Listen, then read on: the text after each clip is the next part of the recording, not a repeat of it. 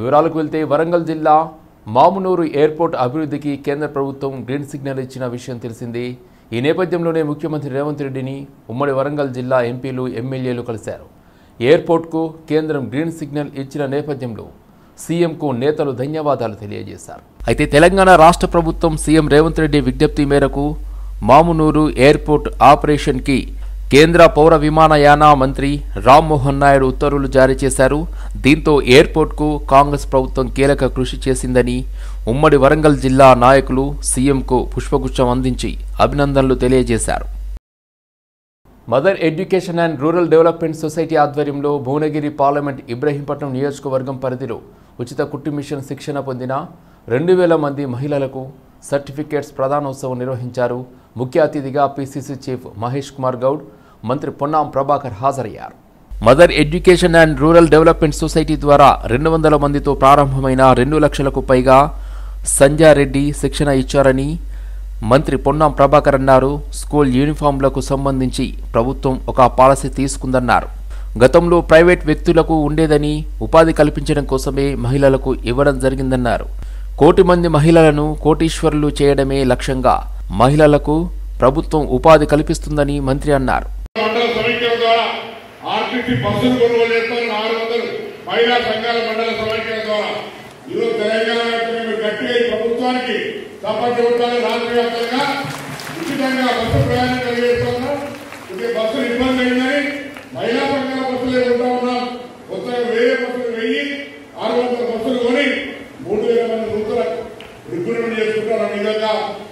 తెలంగాణ ప్రభుత్వం ప్రజాపాలన ప్రభుత్వం ఏర్పడి 45 గంటల మహిళలకు ఉచితంగా పంపించడం.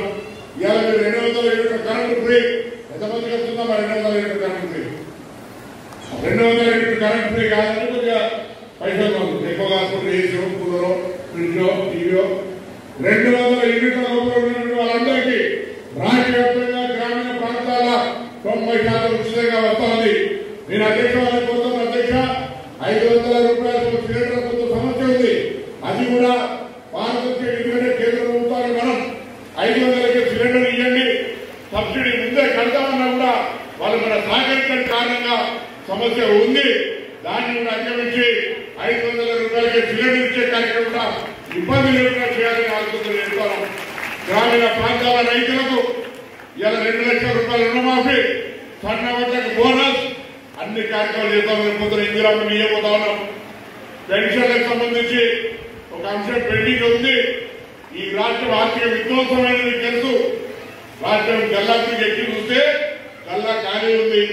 అయినా పాత కార్యక్రమాలను కొనసాగిస్తూ కొత్త కార్యక్రమాలు చేస్తా ఉన్నాం. తప్పకుండా మేము ఎన్నికల ముందు చెప్పిన ప్రతి కార్యక్రమాన్ని అమలు చేస్తాం. విశ్వాసం ఉంటేనే మాట్లాడతాం.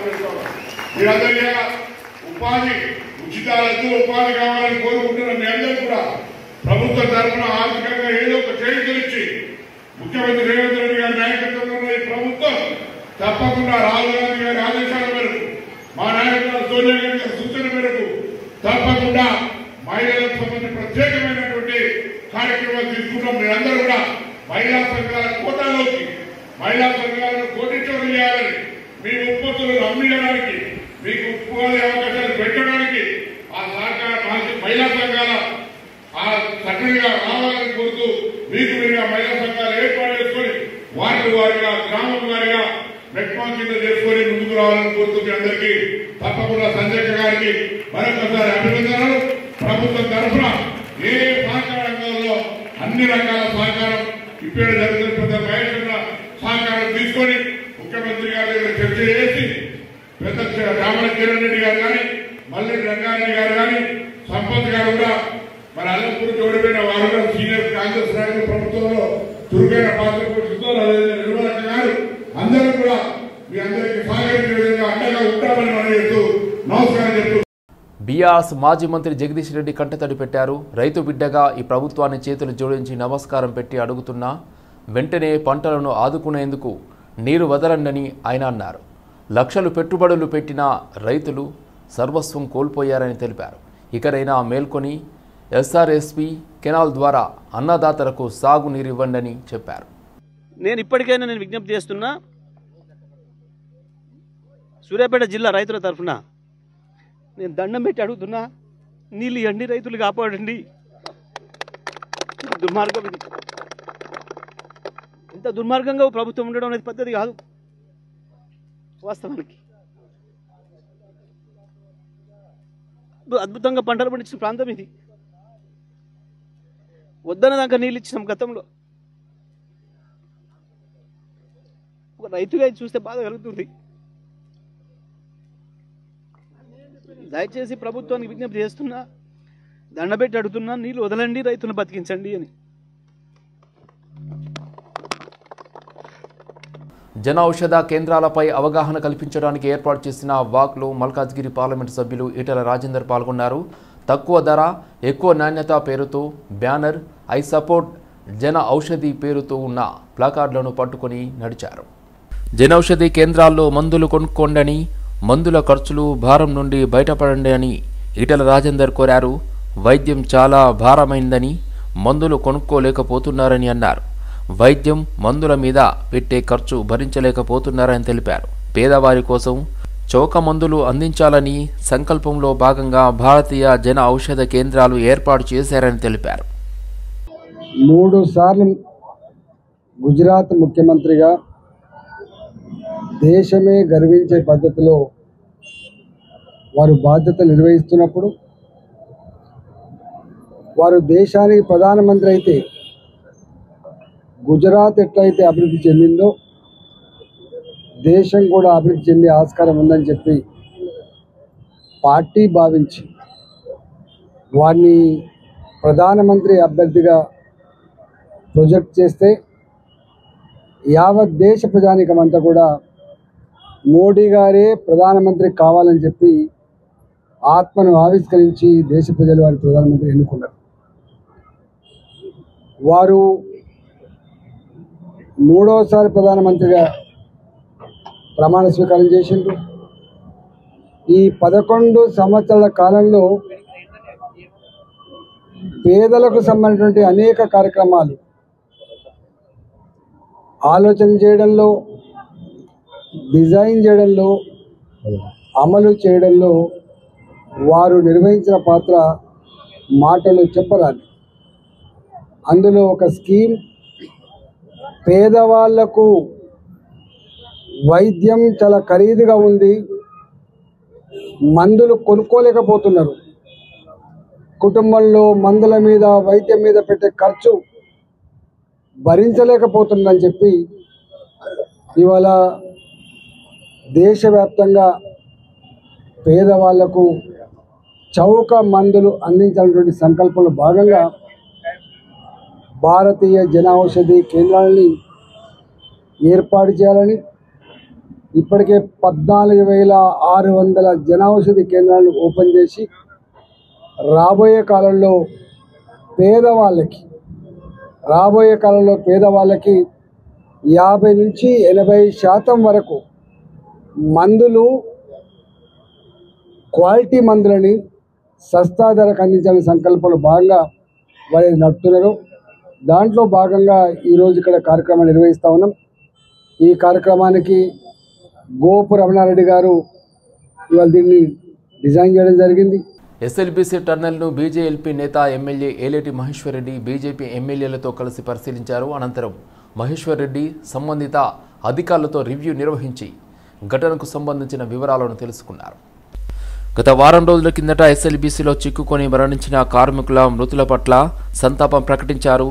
ఈ కార్మికుల మృతికి రాష్ట్ర ప్రభుత్వం కారణమని అన్నారు. ఇది ముమ్మాటికి రాష్ట్ర ప్రభుత్వ హత్యనని మండిపడ్డారు. ఘటన జరిగి వారం రోజులు గడుస్తున్న సీఎం రేవంత్ రెడ్డి క్షేత్రస్థాయిలో ఘటనా స్థలాన్ని పరిశీలించకపోవడం ఏమిటని ప్రశ్నించారు. మంత్రులు సైతం విహారయాత్రలకు వచ్చినట్లు వచ్చి వెళ్లడం సరికాదన్నారు. ఇది చాలా బాధాకరం. ఈ సంఘటన గత శనివారం రోజు ఎస్ఎల్బీసీలో జరిగినటువంటి ప్రమాదం ఈ రోజుకి 8 రోజులు కావస్తా ఉన్నది. ఇప్పటి వరకు కనీసం ఆ సంఘటన స్థలానికి ముఖ్యమంత్రి రేవంత్ రెడ్డి గారు వెళ్లకపోవడం, మరి కనీసం అంశం లోపల సహాయక చర్యల అంశంలో పర్యవేక్షణ చేయకపోవడం చాలా బాధాకరం. మంత్రులు కూడా మరి పొద్దున వచ్చి సాయంత్రము పిక్నిక్ వచ్చినట్టు వెళ్లిపోతున్నారు తప్ప అక్కడ క్యాంప్ ఆఫీస్ క్రియేట్ చేసేసుకుని సహాయక చర్యల కోసము వారు పనిచేయకపోవడం చాలా బాధాకరం.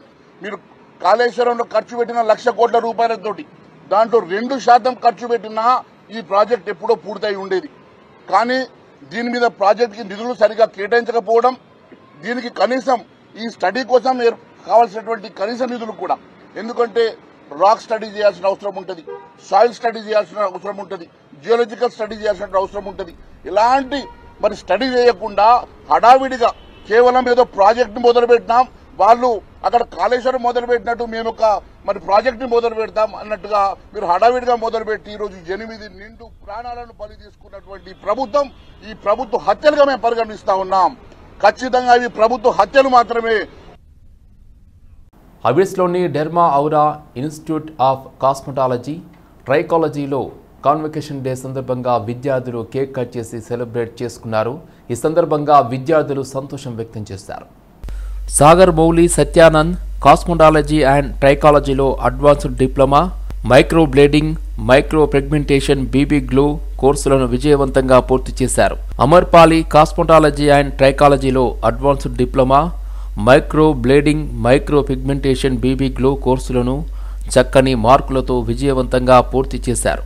Talk Shirisha Singh nursing professional cosmetology and ట్రైకాలజీలో advanced diploma, microblading, micropigmentation, BB glow కోర్సులను విజయవంతంగా పూర్తి చేశారు. Hi everyone. Actually myself Thakur Sirisha Singh. I completed MSc Nursing in Gynec. Actually 5 years complete అవుతుంది నా నర్సింగ్ ఫీల్డ్ అయ్యి.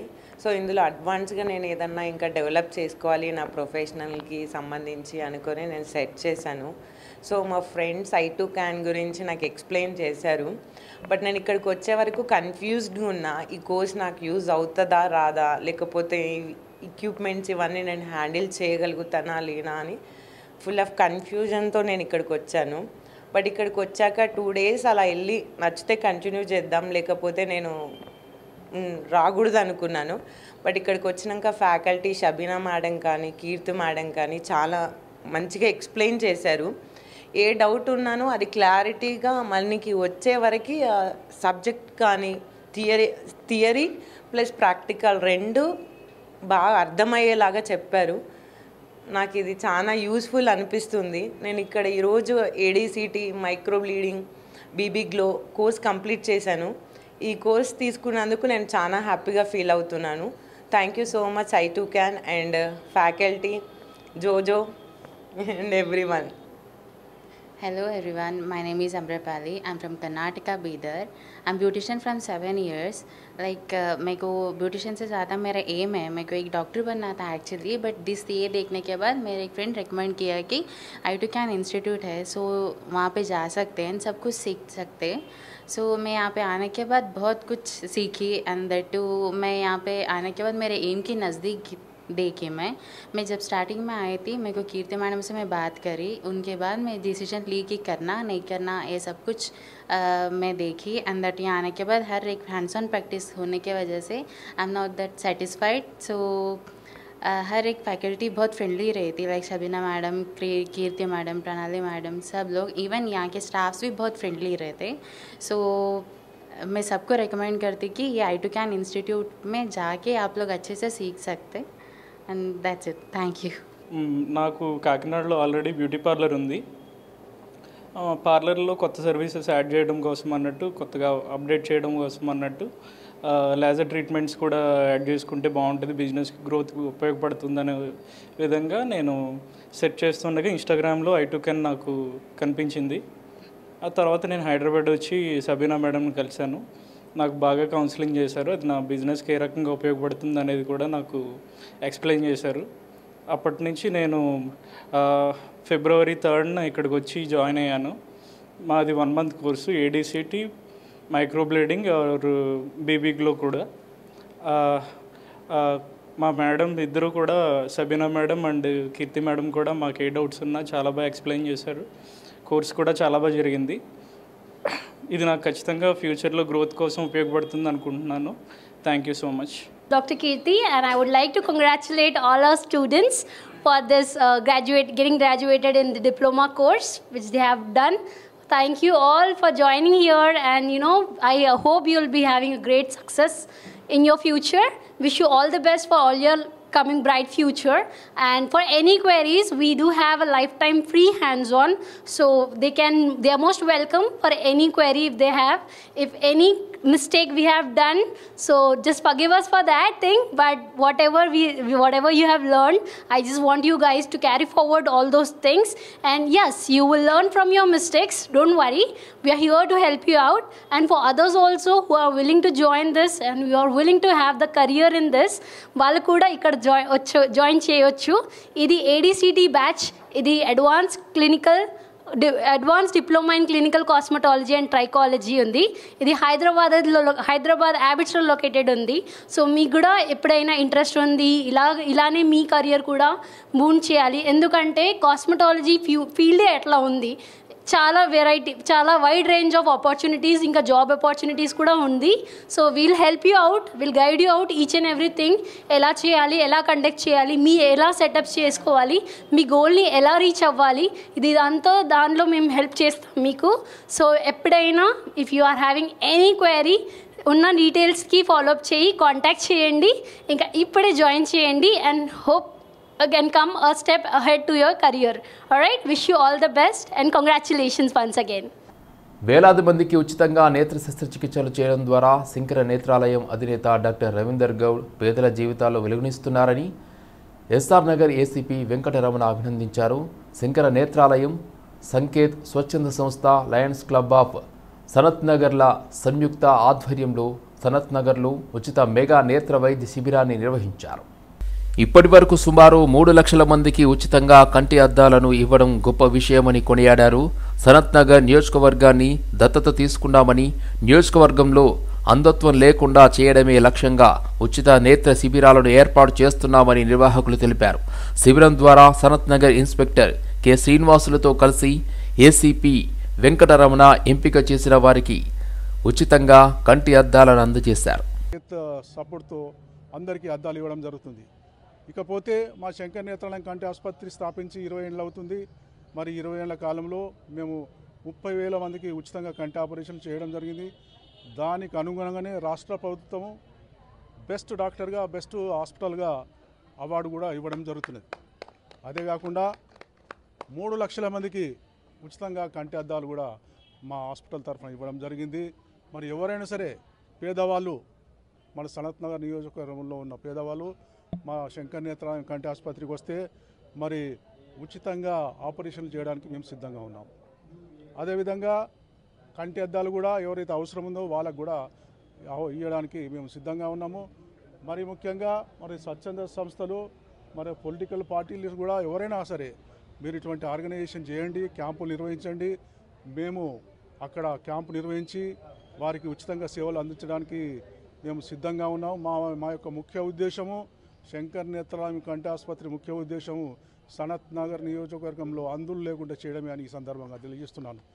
ఎందుకంటే సనత్ నగర్ నియోజకవర్గంలో అంధులు లేకుండా చేయడానికి చేయకుండా 20 ఏళ్ల కిందనే మేము నిర్ణయం తీసుకోవడం జరిగింది. దానికి అనుగుణంగానే మన ఇటువంటి క్యాంపులు నిర్వహిస్తున్నాం. ఎక్కడైనా ఏ ప్లేస్లోనైనా రవీంద్ర గౌడ్ గారు చెప్పినప్పుడు అక్కడ మేము పాల్గొనడం జరుగుతున్నది.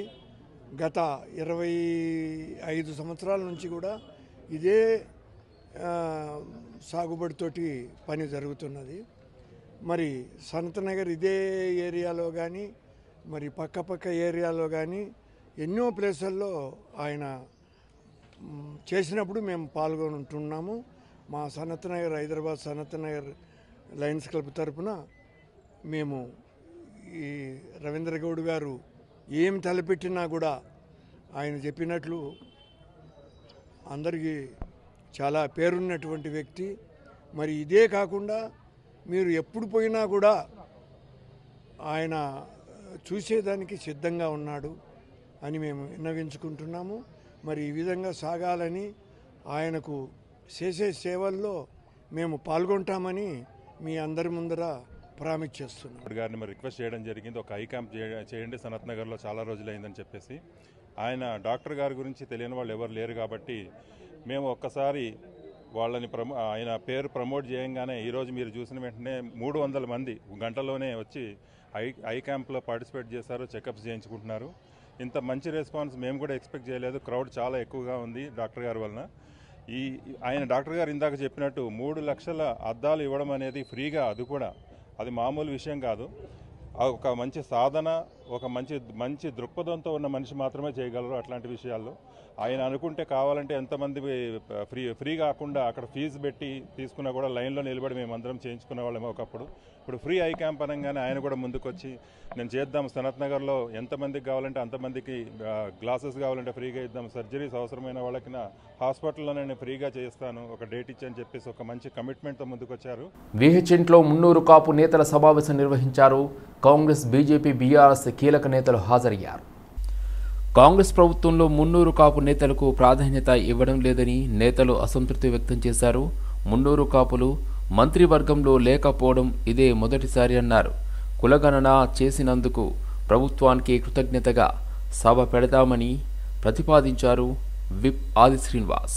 మున్నూరు కాపులంతా కలిసి రాష్ట్ర ప్రభుత్వం అన్ని రాజకీయ పార్టీలు ఉన్న మున్నూరు కాపులంతా ఏదైతే 42% రిజర్వేషన్ వచ్చే ఎన్నికల్లో లోకల్ బాడీలో తప్పనిసరిగా అమలు చేస్తారని ముఖ్యమంత్రి గారు చెప్పారు. దానికి మా హృదయపూర్వక ధన్యవాదాలు. We are appreciating chief minister. At the same time కొద్దిగా మా మున్నూరు కాపుల సంఖ్య తగ్గింది కనుక దాని మీద ఆలోచన చేయమని చెప్తున్నాం. మేము కొన్ని మండలాలలో ప్రతి మండలంలో ఒక 4 గ్రామాలు సర్వే చేసి ఆ రిపోర్ట్ కూడా ఆయన గీయడం జరుగుతుంది. దీంతో పాటు పార్లమెంటులో ఏ రోజైతే రాహుల్ గాంధీ గారు పార్లమెంట్లో బిల్లు పెట్టినప్పుడు అన్ని రాజకీయ పార్టీలకు ఇటు బీఆర్ఎస్ కానీ బీజేపీ అందరూ మేము మద్దతు ఇస్తామని చెప్పడం జరిగింది. పేదల ఆకలి తీర్చడం ఎంతో గొప్ప కార్యక్రమమని మాజీ మంత్రి సనత్ నగర్ ఎమ్మెల్యే తలసాని శ్రీనివాస్ యాదవ్ అన్నారు. సనత్ నగర్లోని మోడల్ కాలనీలో మానవ సేవ చారిటబుల్ ట్రస్ట్ ఆధ్వర్యంలో 90 రోజుల పాటు నిర్వహించే ఉచిత అన్నదాన శిబిరాన్ని ప్రారంభించి పేదలకు భోజనం అందజేశారు. మానవ సేవ చారిటబుల్ ట్రస్ట్ ఆధ్వర్యంలో గత 10 సంవత్సరాల నుండి దాతల సహకారంతో పేదలకు ఎంతో నాణ్యమైన భోజనం అందిస్తూ ఆకలిని తీరుస్తుండటం పట్ల వారిని అభినందించారు. వేసవి ముగిసే వరకు ప్రతిరోజు సుమారు 300 మందికి భోజనం, 600 మంది వరకు మజ్జిగను అందించడం చాలా హర్షించదగ్గ విషయమన్నారు. ఆకలితో అలమటిస్తున్న అనేక మంది ఆకలిని తీరుస్తూ స్ఫూర్తిగా నిలుస్తున్నారని పేర్కొన్నారు. గత 4 సంవత్సరాలుగా తెలంగాణ రాష్ట్రంలో ఉన్నత విద్యను అభ్యసిస్తున్న పేద బడుగు బలహీన వర్గాల విద్యార్థులకు ఫీజుల రియంబర్స్మెంట్ బకాయిల నిధులు వెంటనే విడుదల చేయాలని బీసీ సంక్షేమ సంఘం రాష్ట్ర కార్యదర్శి జాజుల లింగంగౌడ్ డిమాండ్ చేశారు. గత 4 సంవత్సరాలుగా రాష్ట్ర ప్రభుత్వం ఎస్సీ, ఎస్టీ, బీసీ విద్యార్థులకు ఇవ్వాల్సినటువంటి స్కాలర్షిప్లు, ఫీజు రియంబర్స్మెంట్ ఇవ్వకపోవడం వలన విద్యార్థులు మరియు తల్లిదండ్రులు చాలా ఇబ్బందులు ఎదుర్కొంటా ఉన్నారు. ఈరోజు 4,500 కోట్లు విద్యార్థులకు కావాల్సినటువంటి బకాయిలు ఉండడం చాలా దురదృష్టకరం. ఏదైతే ఉందో కాంట్రాక్టర్లకి 1000 కోట్లు ఇస్తున్నటువంటి రాష్ట్ర ప్రభుత్వం దేశ భవిష్యత్తును తీర్చిదిద్దే విద్యార్థులకు ఫీజు రియంబర్స్మెంట్ ఇవ్వడంలో చాలా తాత్సారం చేస్తుంది. దీన్ని తీవ్రంగా ఖండిస్తూ ఉన్నాం. అంతేకాకుండా ఈరోజు ఏదైతే ఉన్నదో విద్యార్థులు కోర్స్ అయిపోయినామంటే ఫీజుల కోసం విద్యార్థులను వేధించి వాళ్ళ యొక్క ఒరిజినల్ సర్టిఫికేట్ ఇవ్వడం అంటే పూర్తి ఫీజు చెల్లిస్తేనే మీ సర్టిఫికేట్ ఇస్తామని కళాశాల యాజమాన్యాలు చెప్తా ఉన్నాయి. ఈరోజు ముఖ్యమంత్రి రేవంత్ రెడ్డి గారికి బీసీ, ఎస్సీ, ఎస్టీ సంఘాల తరఫున ఒకటే విజ్ఞప్తి చేస్తా ఉన్నాం. పెండింగ్లో ఉన్నటువంటి స్కాలర్షిప్ విడుదల చేసి విద్యార్థులను ఆదుకోవాలని ఈ సందర్భంగా మేము డిమాండ్ చేస్తున్నాం. నల్లకుంటలోని శ్రీ గురుదత్త పాఠశాలలో ఘనంగా సైన్స్ ఫేర్ ఎగ్జిబిషన్ నిర్వహించారు. విద్యార్థులు ఈ కార్యక్రమంలో భాగంగా హ్యాండ్ క్రాఫ్ట్, సైన్స్ నైపుణ్యాలు ప్రదర్శించారు. విద్యార్థులు తమ నైపుణ్యాన్ని సైన్స్ ఎగ్జిబిషన్లో ప్రదర్శించారని పాఠశాల ప్రిన్సిపల్ పద్మజ తెలిపారు. ప్రతి సంవత్సరం తమ పాఠశాల విద్యార్థులతో సైన్స్ ఫేర్ నిర్వహిస్తున్నామని ఆమె అన్నారు.